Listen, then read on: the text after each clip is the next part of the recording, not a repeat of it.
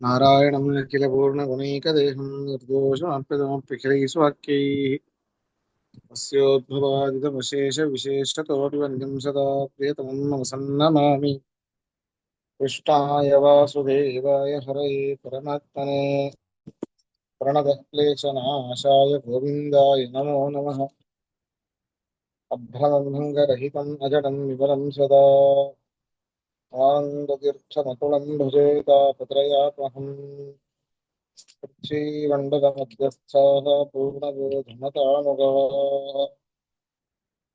वैष्णवाः विष्णुहृदयाः तां नमस्ये गुरुं नम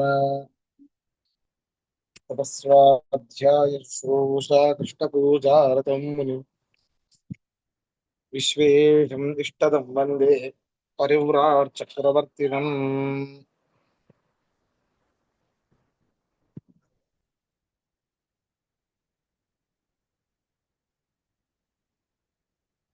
श्रीगुरुभ्यो नमः हरिः ओम् ॐ वैश्वानरः साधारणः शब्दविशेषात् ॐ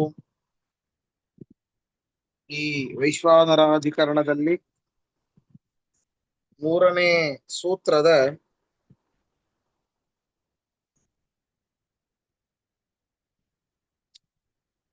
1, 2, 3, 4ನೇ ಭಾಷ್ಯ ಮುಗಿದಿತ್ತು. ಅನಾತತ್ವಾತ್ ಅನಾತ್ಮಾನಃ ಊನತ್ವಾತ್ ಗುಣರಾಶಿತಃ ಅಬ್ರಹ್ಮಾಣಃ ಪರೇ ಸರ್ವೇ ಬ್ರಹ್ಮಾತ್ಮ ವಿಷ್ಣುರೇವ ಹಿ ಇತ್ಯಾದಿನ ಕೋನ ಆತ್ಮ ಕಿಂ ಬ್ರಹ್ಮ ಇತ್ಯಾರಂಭಾಚ್ಚ ಅನ್ಯೇಷಾಂ ಅಸಂಭವಾತ್ ವಿಷ್ಣುರೇವ ವೈಶ್ವಾನರಃ. ವೈಶ್ವಾನರನಿಗೆ ಇರಬೇಕಾದಂತಹ ಗುಣಗಳು ಏನೇನು ಪೂರ್ವ ಪಕ್ಷಿಗಳು ಆಕ್ಷೇಪ ಮಾಡಿದ್ರು ಆ ಎಲ್ಲಾ ಗುಣಗಳು ಕೂಡ ವಿಷ್ಣುವಿನಲ್ಲಿ ಇದೆ. ಆತ್ಮ ಶಬ್ದ ವಾಚ್ಯನಾಗಿದ್ದಾನೆ, ಬ್ರಹ್ಮ ಶಬ್ದ ವಾಚ್ಯನಾಗಿದ್ದಾನೆ. ಆದ್ದರಿಂದಾಗಿ ಈ ವೈಶ್ವಾನರ ಪಾಂಚಭೌತಿಕವಾದ ಅಗ್ನಿಯಲ್ಲ ಹೊರತು ವಿಷ್ಣುವೇನೆ ಅಂತ ಅವ್ರು ಹೇಳಿದ್ರು.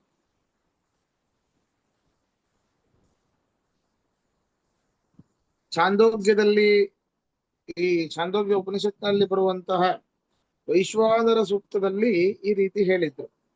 ಅದೇ ಲಕ್ಷಣಗಳೇ ವಿಷ್ಣುವಿನಲ್ಲಿ ಕೂಡ್ತಾ ಇದೆ. ಅಷ್ಟೇ ಅಲ್ಲ, ನೀವು ಏನೇನು ಲಕ್ಷಣವನ್ನ ಹೇಳಿದ್ರು ಇನ್ನೂ ಅಲ್ಲಿ ಅನೇಕ ಲಕ್ಷಣಗಳನ್ನ ಹೇಳಿದ್ರಂತೆ. ಅಂದ್ರೆ ಈ ಚಂದ್ರ ಮತ್ತೆ ಸೂರ್ಯ ಈ ವೈಶ್ವಾನರನಿಂದ ಹುಟ್ಟಿರುವಂಥವರು ಅಂತ ಆ ಸೂಕ್ತದಲ್ಲಿ ಅದನ್ನ ಆಚಾರ್ಯರಲ್ಲಿ ಕೋಟ್ ಮಾಡ್ತಾ ಇದ್ದಾರೆ. ಮುಂದೆ ನೋಡಿ, ಭಾಷ್ಯ ನೋಡಿ, 3ನೇ ಸೂತ್ರದ 5ನೇ ಭಾಷ್ಯ. 3ನೇ ಸೂತ್ರ 5ನೇ ಭಾಷ್ಯ ಎಲ್ಲರೂ ಹೇಳೋಣ. ಚಂದ್ರಮಾ ಮನಸೋ ಜಾತಶ್ಚಕ್ಷು ಸೂರ್ಯೋ ಅಜಾಯತ ಇತ್ಯಾದಿನ ಯಹ ಪುರುಷಾಖ್ಯಃ ವಿಷ್ಣು ಅಭಿಹಿತಃ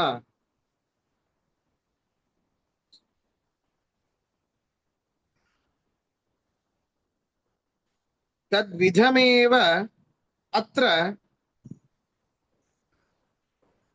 ಮೂರ್ಧೈವ ಸುತೇಜ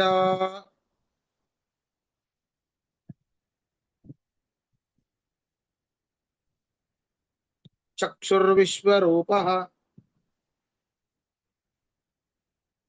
ಪ್ರಾಣಃ ಪೃಥಗ್ವರ್ತ್ಮ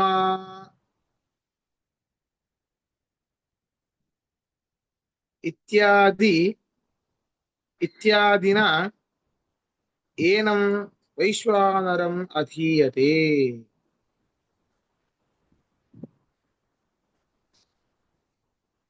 ನೋಡಿ, ಏನು ಪುರುಷೋಕ್ತದಲ್ಲಿ ಹೇಳ್ತಾರೆ, ಚಂದ್ರಮಾ ಮನಸ್ಸೋ ಜಾತಃ. ಈ ಚಂದ್ರ ಪರಮಾತ್ಮನ ಮನಸ್ಸಿನಿಂದ ಹುಟ್ಟಿದ. ಜಾತಃ ಚಕ್ಷು ಸೂರ್ಯೋ ಅಜಾಯತ, ಕಣ್ಣಿನಿಂದಾಗಿ ಸೂರ್ಯ ಹುಟ್ಟಿದ ಅಂತ ಏನ್ ಹೇಳ್ತಾರೆ ಅಲ್ಲಿ ಪುರುಷ ಶಬ್ದ ವಾಚ್ಯನಾದವನು ವಿಷ್ಣು ಅಂತ ಪುರುಷ ಸೂಕ್ತದಲ್ಲಿ ಹೇಳ್ತಾರೆ. ಅದೇ ರೀತಿಯಾಗಿಯೇನೆ ಇಲ್ಲೂ ಕೂಡ ವೈಶ್ವಾನರ ಸೂಕ್ತದಲ್ಲಿ ಕೂಡ ಮೂರ್ಧೈವ ಸ್ವತೇಜ,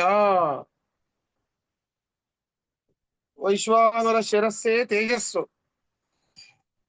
ಚಕ್ಷು ವಿಶ್ವರೂಪ, ಕಣ್ಣಿನಿಂದ ಇಡೀ ಜಗತ್ತಿಗೆ ಕಣ್ಣಾಗಿ ಇರುವಂತಹ ವಿಶ್ವ ಪ್ರಕಾಶಕನಾದ ಸೂರ್ಯ ಹುಟ್ಟಿದ ಅಂತ ಹೇಳ್ತಾರೆ.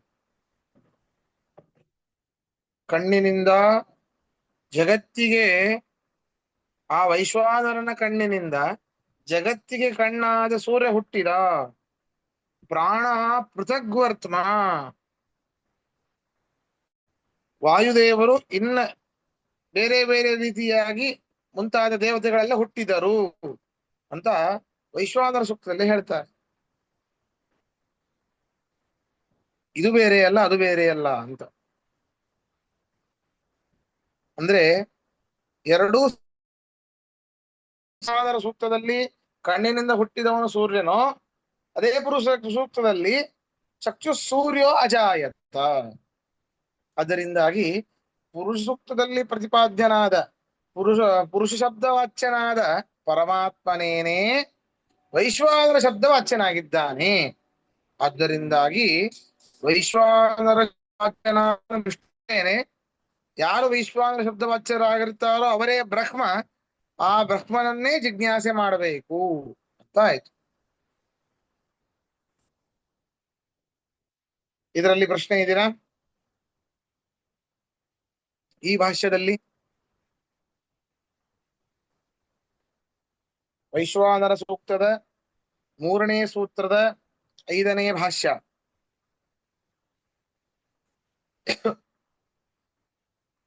ಕರೆಕ್ಟ್ ಅಲ್ಲ ಫಣಿರಾಜ್ ಅವರೇ? ಅಲ್ಲಿಂದ ಶುರು ಆಗ್ಬೇಕಲ್ಲ? ಹೌದು ಆಚಾರ್ಯ, ಹೌದು ಹೌದು. ಸರಿ. ಅಲ್ಲ, ಈಗ ಹೇಳ್ತಾರೆ ಈ ಪುರುಷ ಅದು ಸೂಕ್ತಕ್ಕೆ ಆಚಾರ್ಯ ಏನೇದ ಅದೇ ತಾನೆ, ಯಾವುದು? ಏನೇದ ಮುನ್ನಂ ಪಶ್ಯತೆ, ಅಲ್ಲಿಂದ ಶುರು ಆಗ್ಬೇಕು 5ನೇ ಭಾಷೆ. ಕರೆಕ್ಟ್ ಅಲ್ವಾ?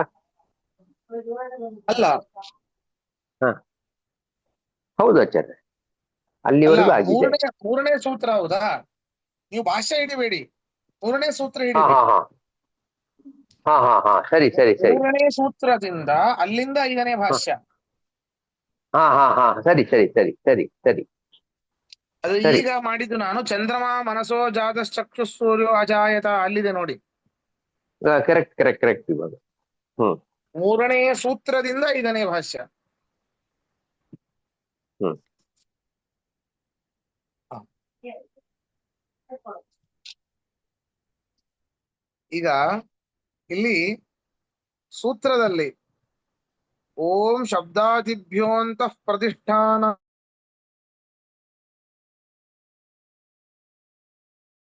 ಏನಮಧೀಯತೆ ಚ ಅಂತ ಬಂತು ನೋಡಿ ಲಾಸ್ಟಿಗೆ. ಚ ಏನಂ ಅಧೀಯತೆ ಅಂತ.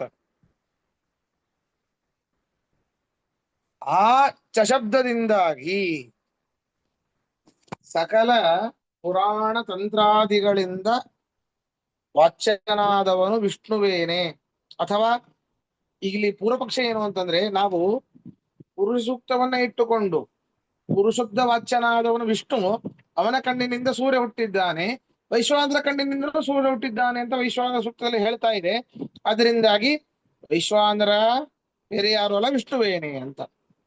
ಅಲ್ಲಪ್ಪ, ಪುರುಷ ಸೂಕ್ತದಿಂದಾಗಿ ವಾಚ್ಯನಾದವನ ವಿಷ್ಣು ಯಾಕಾಗಬೇಕು? ಎಷ್ಟು ಜನ ದೇವತೆಗಳಿದ್ದಾರೆ, ಬೇರೆ ಯಾರಾದ್ರೂ ಆಗ್ಬೋದು. ಅದನ್ನು ನಾವು ಅಗ್ನಿ ಅಂತ ಹೇಳ್ತೇವೆ. ಹಾಗಾದ್ರೆ ವೈಶ್ವಾನ ಶಬ್ದ ವಚನ ಅಗ್ನಿ ಆದಲ್ಲ ಅಂತ ಇವರು ಪೂರ್ವ ಪಕ್ಷಿಗಳ ಪ್ರಶ್ನೆ. ಅದಕ್ಕೆ ಇದನ್ನೆಲ್ಲ ತಿಳಿದುಕೊಂಡೇ ವೇದವ್ಯಾಸರು ಸೂತ್ರದ ಚಕಾರ ಪ್ರಯೋಗವನ್ನ, ಚ ಅನ್ನುವಂತಹ ಶಶಬ್ದವನ್ನ ಪ್ರಯೋಗ ಮಾಡಿದ್ದಾರೆ. ಅವರ ಅಭಿಪ್ರಾಯವನ್ನ ಅನಾವರಣ ಮಾಡ್ತಾ ಇದ್ದಾರೆ ನಮ್ಮ ಮಧ್ವಾಚಾರ್ಯರು. ನೋಡಿ ಮುಂದಿನ ಭಾಷ್ಯ. ಚಶಬ್ದೇನ ಹೇಳಬೇಕೆಲ್ಲರೂ. ಚಶಬ್ದೇನ ಸಕಲ ವೇದ ತಂತ್ರ ಪುರಾಣಾದಿಷು ವಿಷ್ಣುಪರತ್ವಂ ಪುರುಷ ಸೂಕ್ತಸ್ಯ ದರ್ಶಯತಿ.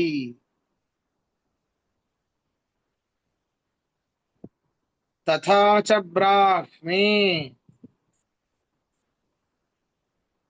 ಯಥೈವ ಪೌರುಷಂ ಸೂಕ್ತಂ ನಿತ್ಯಂ ವಿಷ್ಣುಪರಾಯಣಂ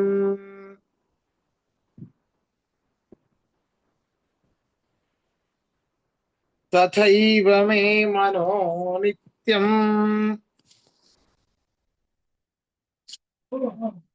ಭೂಯಾದ್ ವಿಷ್ಣುಪರಾಯಣಂ.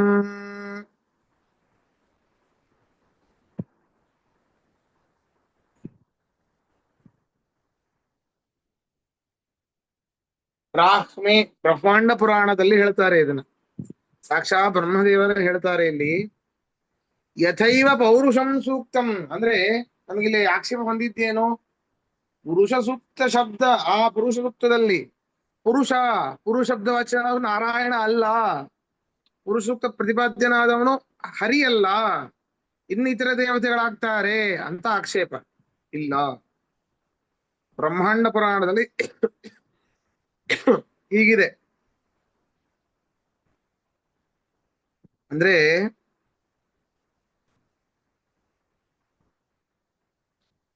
ಸಾಕ್ಷಾ ಬ್ರಹ್ಮದೇವರ ಮಾತಿದು.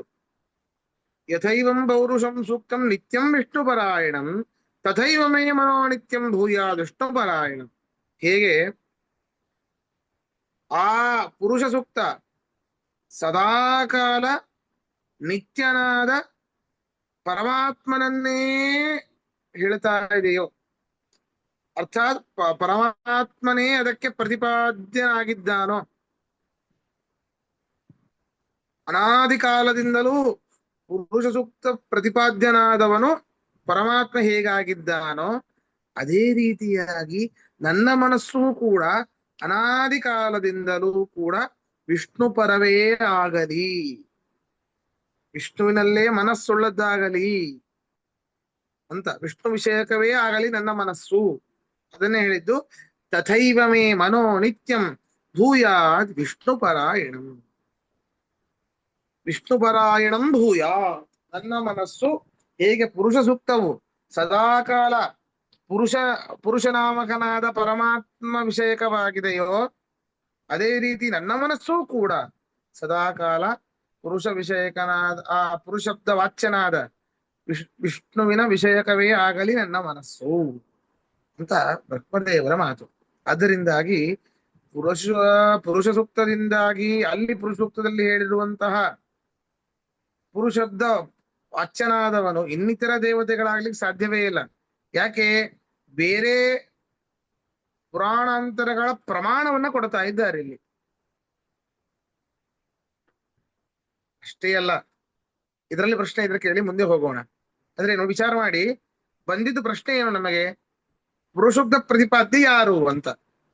ಇಲ್ಲ, ವಿಷ್ಣುವೇನೆ ಅಂತ ಹೇಳಲಿಕ್ಕೆ ಅನೇಕ ಪುರಾಣಗಳಲ್ಲಿ ಉಲ್ಲಿಖಿತವಾದ ಪ್ರಮಾಣಗಳನ್ನ ಕೊಡ್ತಾ ಇದ್ದಾರೆ.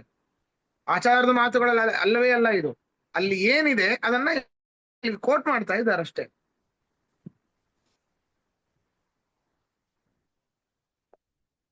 ಈ ಒಂದು ಅದ್ಭುತವಾದ ಕೆಲಸವನ್ನ ಮಾಡಿಲ್ಲ ಇನ್ನುಳಿದ ಆಚಾರ್ಯರು. ನಾವು ಹೇಳಿದ್ದೀವಿ ನಮ್ರಿ ಅಂತ. ನಿಮ್ಮ ಆಚಾರ್ಯರು ಹಾಗಲ್ಲ, ಇದ್ರಲ್ಲಿ ಇದೆ ಅಪ್ಪ, ನಾನು ಹೇಳಿದ್ದನ್ನ ನಂಬ್ರಿ ಬಿಡ್ರಿ, ಅದು ನಿಮ್ಮ ಭಾವನೆಗೆ ಬಿಟ್ಟಿದ್ದು. ಆದ್ರೆ ಪುರಾಣ, ನೀವು ವೇದವ್ಯಾಸರ ನಂಬ್ತಿರಲ್ವಾ? ವೇದವ್ಯಾಸ ಬರೆದಂತಹ ಪುರಾಣಗಳಿವೆಲ್ಲ, ಅದರಲ್ಲಿ ಬಂದಿರುವಂತಹ ಮಾತಿದೆ ಅಂತ ಹೆಕ್ಕಿ ಹೆಕ್ಕಿ ಕೊಡ್ತಾರೆ ಇವರು. ಇದರ ಈ ಒಂದು ಭಾಷ್ಯದಲ್ಲಿ ಪ್ರಶ್ನೆ ಇದ್ರೆ ಕೇಳಿ, ಇಲ್ಲ ಮುಂದೆ ಹೋಗೋಣ.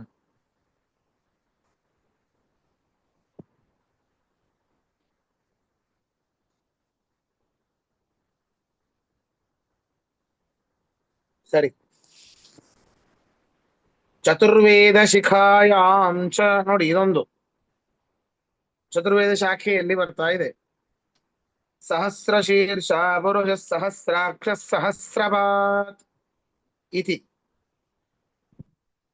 ಈ ಒಂದು ಪೂರ್ವಸೂಕ್ತ ಮೊದಲನೆಯ ಲೈನನ್ನ ಹೇಳಿ ಆ ಶಾಖೆಯಲ್ಲಿ ಏಷ ಹೇವ ಅಚಿಂತ್ಯ ಹೇಳ್ಬೇಕೆಲ್ಲರೂ.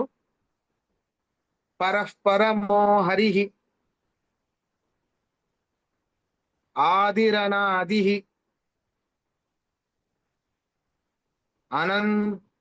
ಅನಂತೋನಂದ ಶೀರ್ಷಃ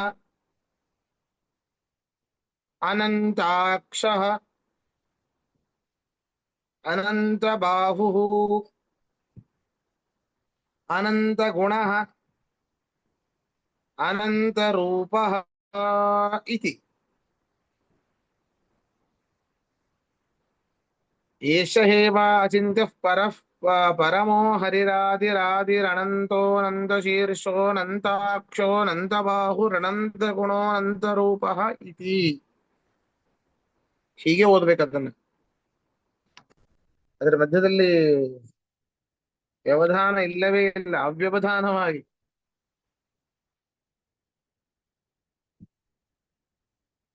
ನೋಡಿ, ಈ ಚತುರ್ವೇದಿಕೆಯಲ್ಲೂ ಕೂಡ ಪುರುಸೂಕ್ತವನ್ನ ಹೇಳಿ ಪರಮಾತ್ಮ ಹೇಗೆ ಆಗಿದ್ದ ಅಚಿಂತ್ಯ, ಚಿಂತನೆ ಮಾಡ್ಲಿಕ್ಕಾಗೋದಿಲ್ಲ ಅವನನ್ನ, ಸಾಕಲ್ಲೇನ. ಪರಃ ಪರಮೋ ಹರಿಹಿ, ಅತ್ಯಂತ ಶ್ರೇಷ್ಠ ತತ್ವವಾದ ಶ್ರೀತತ್ವ. ಆ ಶ್ರೀತತ್ವಕ್ಕಿಂತಲೂ ಪರಮಃ ಶ್ರೇಷ್ಠನಾಗಿದ್ದಾನೆ ಹರಿಹಿ. ಆದಿಹಿ ಅನಾದಿಹಿ ಅನಂತಃ ಅನಂತ ಶೀರ್ಷಃ, ಅವನೇ ಆದಿ. ಅಂದ್ರೆ ಜಗತ್ತಿಗೆ ಕಾರಣ ಅವನೇ. ಅನಾದಿ ಅಂದ್ರೆ ಅವನಿಗೆ ಯಾರೂ ಕಾರಣ ಇಲ್ಲ. ಅನಂತಹ ಲಿಮಿಟ್ಲೆಸ್ ಅವನು, ಅನ್ಲಿಮಿಟೆಡ್ ಅವನು. ಅನಂತ ಶೀರ್ಷ, ಎಷ್ಟು ತಲೆಗಳಿವೆ ಲೆಕ್ಕ ಇಲ್ಲ. ಅನಂತಾಕ್ಷಃ, ಕಣ್ಣುಗಳು ಲೆಕ್ಕ ಇಲ್ಲ. ಅನಂತ ಬಾಹು ಕೇಳಿದ್ದೀರಿ ಭಗವದ್ಗೀತೆಯಲ್ಲಿ, ವಿಶ್ವರೂಪ ದರ್ಶನದಲ್ಲಿ.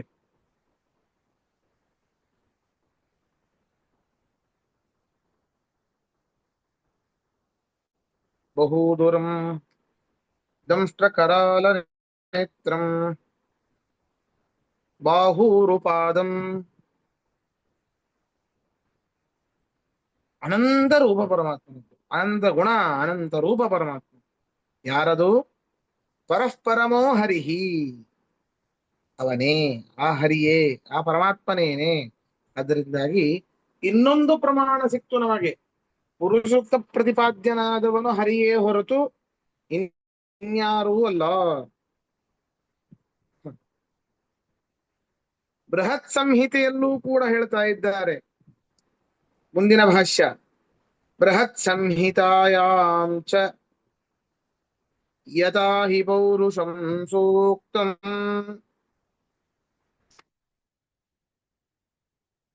ವಿಷ್ಣೋರೇವಾಭಿಧಾಯಕಂ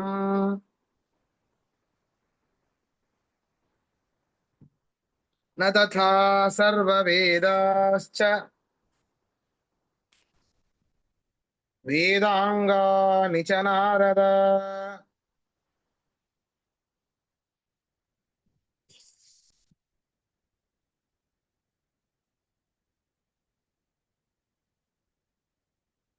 ಇತ್ಯಾದಿ.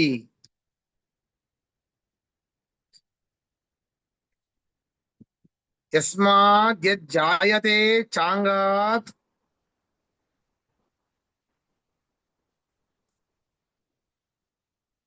ಇದನ್ನು ಶ್ಲೋಕನೇನೆ. ಯಸ್ಮಾದ್ಯಜ್ಜಾಯತೆ ಚಾಂಗಾತ್ ಲೋಕವೇದಾದಿಕಂ ಹರೇ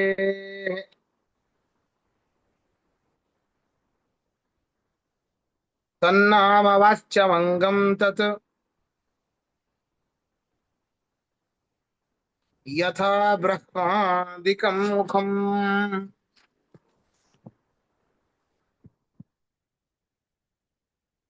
ಇತಿ ನಾರದೀಯ ವಚನಾತ್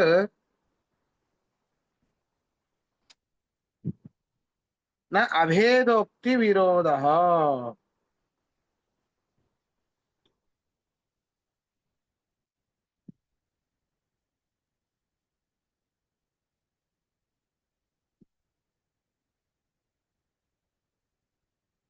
ನೋಡಿ, ಇಲ್ಲಿ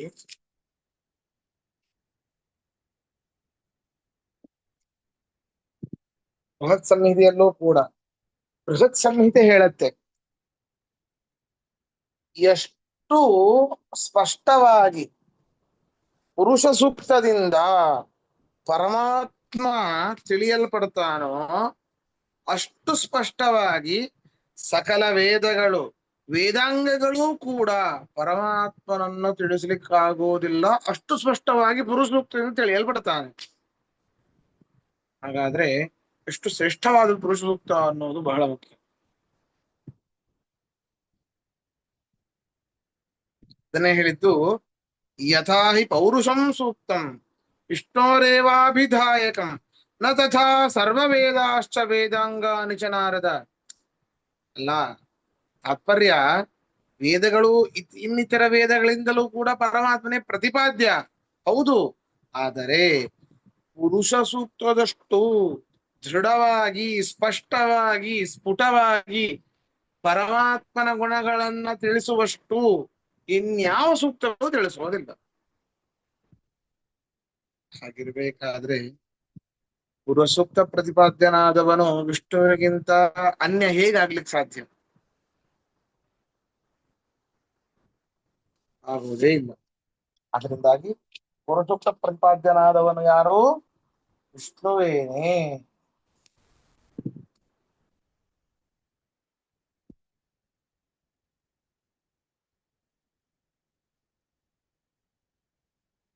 ಯಸ್ಮಾತ್ ಹರೇ ಲೋಕವೇದಾಧಿಕಂ ಜಾಯತೆ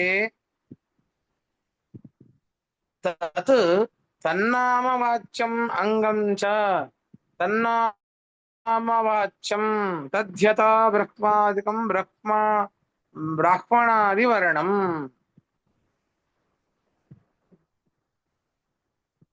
ನೋಡಿ, ಇವ್ರಲ್ಲಿ ಹೇಳ್ತಾ ಇದ್ದಾರೆ, ಅಭೇದವನ್ನ ಹೇಳ್ತಾ ಇದ್ದಾರೆ. ಯಾವ್ದ್ಯಾವ್ದಕ್ಕೆ ಅಭೇದ ಅಪ್ಪ? ಯಾವ್ಯಾವುಗಳಿಗೆ ಅಭೇದ? ನೋಡಿ, ಯಸ್ಮಾದಿ ಜಾಯತೆ ಚಾಂಗಾತ್, ಯಾವುದು ಯಾವ ಪರಮಾತ್ಮನ ಅಂಗದಿಂದ ಹುಟ್ಟುತ್ತೋ ಅವೆಲ್ಲವೂ ಕೂಡ ಆಯಾಯ ಅಂಗಗಳಿಂದಲೇನೆ ಕರೆಸಿಕೊಳ್ಳಲ್ಪಡ್ತದೆ. ಉದಾಹರಣೆಗೆ, ಬ್ರಾಹ್ಮಣೋ ಮುಖಮಾಸೀತ್ ಬಾಹುರಾಜನ್ಯ ಕೃತಃ ಊರು ಯದ್ವೈಶ್ಯ ಪದ್ಭ್ಯಾಂ ಶೂದ್ರೋ ಅಜಾಯತ.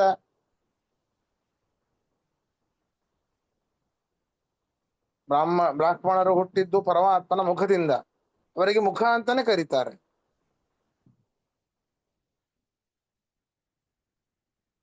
ಕ್ಷತ್ರಿಯರು ಹುಟ್ಟಿದ್ದು ಪರಮಾತ್ಮನ ಬಾಹುಗಳಿಂದ, ಅವರಿಗೆ ಬಾಹು ಅಂತಾನೆ ಕರೀತಾರೆ. ಕೆಲವೊಂದು ಕಡೆ ವ್ಯವಹಾರ ಇದೆ. ವೈಶ್ಯರಿಗೆ ಅವನ ತೊಡೆ ಅಂತಾನೆ ಕರೀತಾರೆ, ಶೂದ್ರರಿಗೆ ಅವನ ಪಾದ ಅಂತಾನೆ ಕರೀತಾರೆ.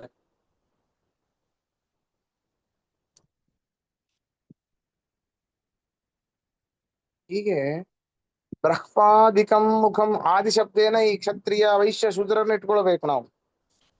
ಅಲ್ಲ, ಅದ್ ಹೇಗೆ ಅಭೇದ ಹೇಳ್ತೀರಿ ಅಂತಂದ್ರೆ, ಇಲ್ಲ, ನಾರದರ ಮಾತೇ ಇದೆ. ಈ ರೀತಿ ಅಭೇದವನ್ನ ಹೇಳೋದ್ರಿಂದಾಗಿ ಯಾವ ವಿರೋಧವೂ ಇಲ್ಲ.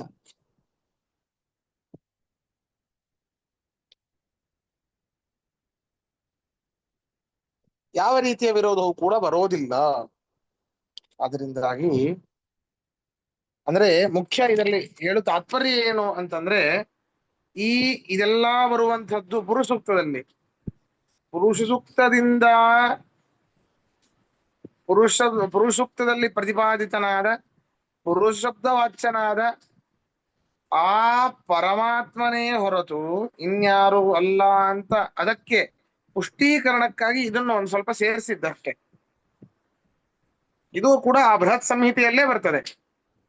ಆದ್ದರಿಂದ ಪುರುಷ ಸೂಕ್ತ ಪ್ರತಿಪಾದ್ಯನಾದವನು, ಪುರುಷ ಶಬ್ದ ವಾಚ್ಯನಾದವನು ವಿಷ್ಣುವೇನೇ.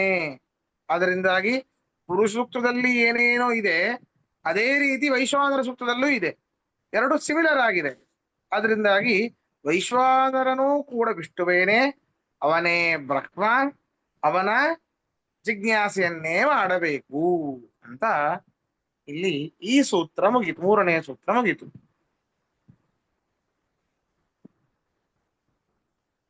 ಇದರಲ್ಲಿ ಪ್ರಶ್ನೆ ಇದ್ರೆ ಕೇಳಿ.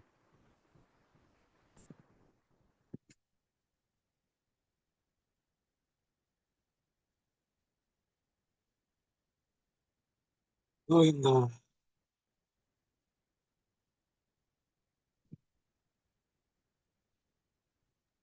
ಒಂದೇನಪ್ಪಾ ಅಂತಂದ್ರೆ ಆಚಾರ್ಯ, ಪುರುಷ ಸೂಕ್ತ ನಾವು ಹೇಳ್ತಾ ಇದ್ವಿ, ಬಟ್ ಇದು ಹ್ಮ್ ಇಷ್ಟೊಂದು ಡೀಪ್ ಆಗಿದೆ ಅನ್ನೋದು ಗೊತ್ತಿರ್ಲಿಲ್ಲ. ಸುಮ್ಮನೆ ಹೇಳ್ಕೊಂಡು ಹ್ಮ್ ಹೋಗ್ತಾ ಇದ್ವಿ. ಇದು ಇವಾಗ ಇವಾಗ ಸ್ವಲ್ಪ ತಲೆಗೆ ಹೋಯ್ತು.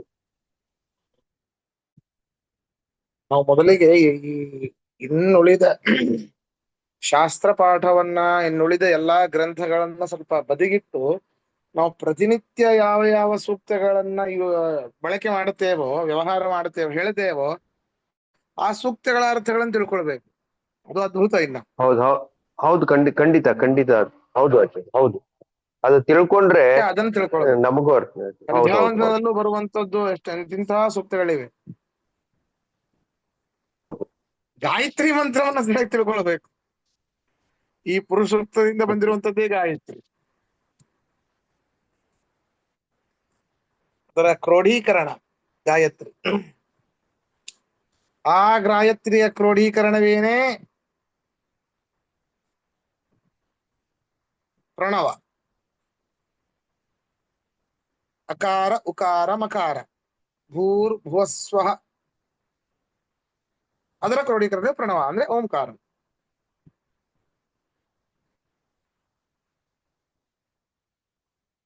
ಓಂ ಅನ್ನುವಂತ ಹಿಂದೆ ಎಷ್ಟು ಅರ್ಥ ಇದೆ. ಬಾ,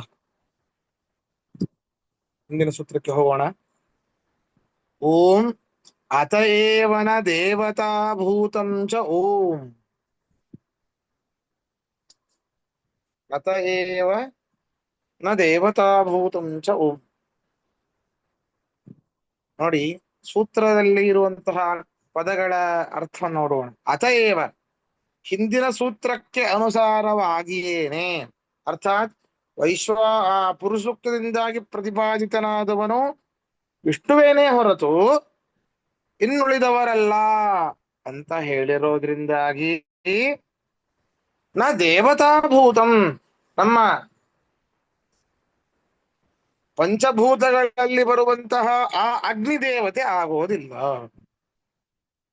ಅದನ್ನ ಹೇಳ್ತಾ ಇದ್ದಾರೆ.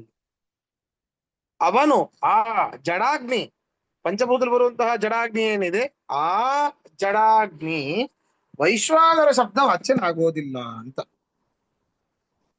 ಭಾಷ್ಯ ನೋಡಿ. ಅಗ್ನಿರ್ವೈಶ್ವಾನರಾದಿ ಶಬ್ದಸ್ತೇಜಸಿ ಭೂತೆ ಅಗ್ನಿದೇವತಾಯಾಂ ಚ ಪ್ರಸಿದ್ಧಃ ಅಪಿ ಅತಃ ಪೂರ್ವೋಕ್ತ ಹೇತುತ ಏವ ಅತ್ರ ನ ಸಾ ತಚ್ಚಾಭಿಧೀಯತೆ.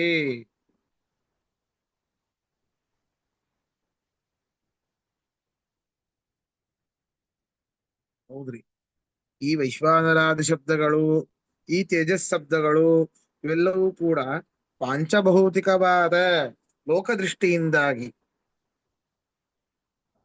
ಪಾಂಚಭೌತಿಕವಾದ ಅಗ್ನಿಯಲ್ಲೇ ಪ್ರಸಿದ್ಧವಾಗಿದ್ರೂ ಕೂಡ ಹಿಂದಿನ ಹಿಂದಿನ ಸೂತ್ರದಲ್ಲಿ ಹೇಳಿದಂತಹ ಅನೇಕ ಪ್ರಮಾಣಗಳಿಗೆ ಅನುಸಾರವಾಗಿ ವೈಶ್ವಾನರ ಶಬ್ದವಾಚ್ಯನಾದವನು ಈ ಪಾಂಚಭೌತಿಕ ಜಡಾಗ್ನಿ ಅಲ್ಲ, ಹೊರತು ವಿಷ್ಣುವೇನೇ ಅಂತ ಇಲ್ಲಿ ಗೊತ್ತಾಯ್ತು ಅನ್ನೋದು ಈ ಒಂದು ಸೂತ್ರದ ಭಾವ.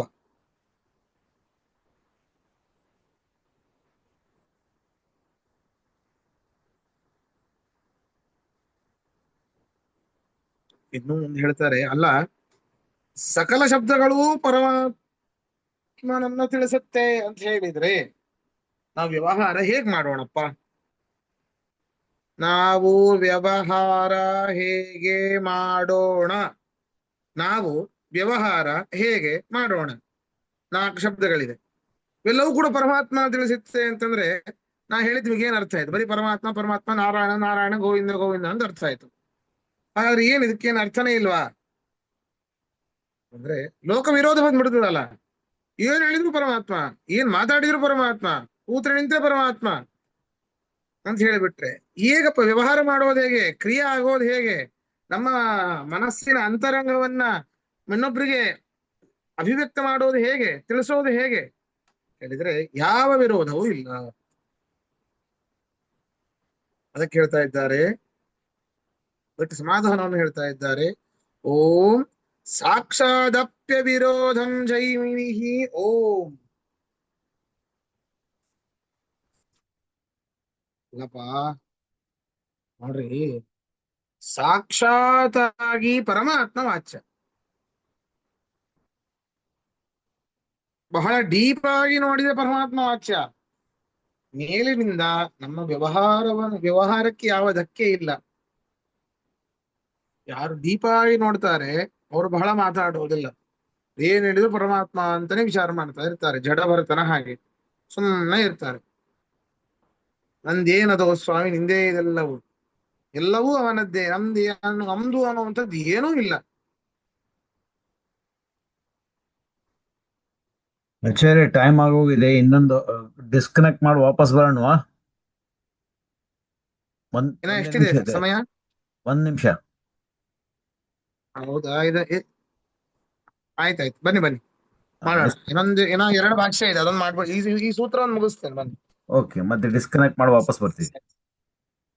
ಸರಿ ಸರಿ.